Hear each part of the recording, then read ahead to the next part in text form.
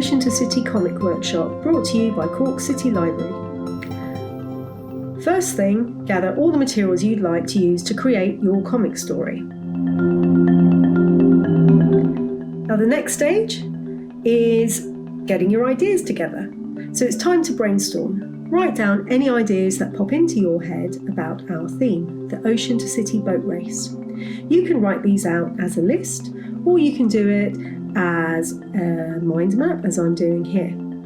I based my ideas on memories and experiences I've had on the water. I find that's a really good place to start for an original comic story. So now I think I have an idea.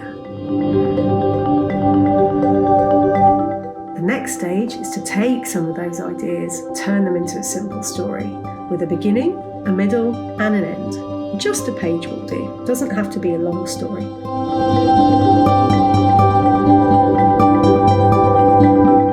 Stage 4. So we're going to turn that story into a comic script. We're going to decide how many panels we need.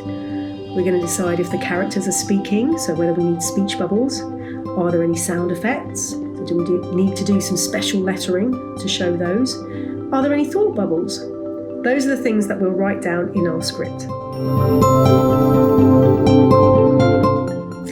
Next stage, and we will be getting onto our comic page, I promise, but beforehand we're going to thumbnail page. That means doing a very simple and very small sketch to plan out how the panels will look, how many we need, what's going to go in them, and they're very simple drawings.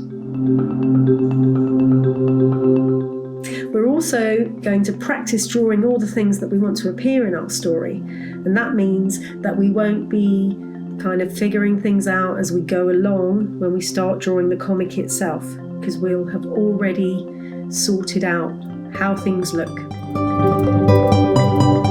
Okay, so there are templates available to download. They include panels, and they also include directions on speech bubbles, thought bubbles, sound effects and so on.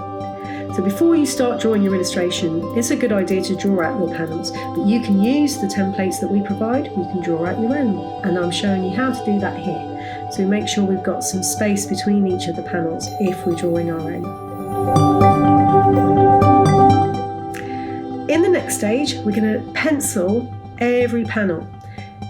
It's better to do the pencils for every panel and then ink every panel and then colour in every panel, and do the whole page in stages like that, rather than completing one panel at a time.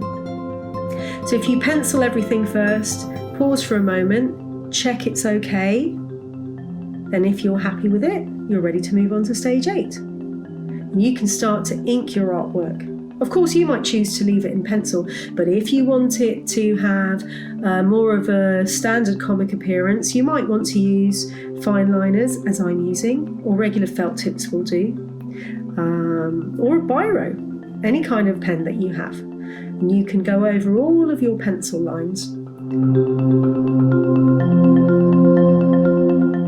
It can take a little bit of time to do that, but it's good to do it slowly, steadily and carefully.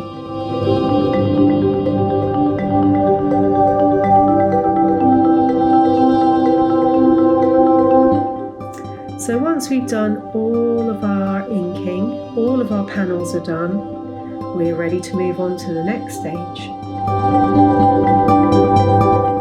You might not want to add colour, but if you do, now's the time. I like to do one colour at a time. So for example, here you can see I'm using red. I don't necessarily start at the beginning, first panel. If I'm using red, I'll colour in red in every panel where I'm going to use it. And then I'll get my next colour, so in this case yellow and purple. I'll do my colours one at a time throughout the entire page. I find that works well for me.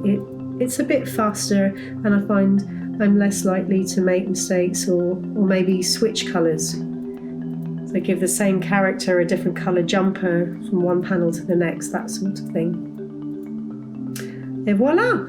Stage 10 you completed your comic story and you're ready to show it off to your friends. All the templates and instructions for this workshop are available to download, so check out the library website.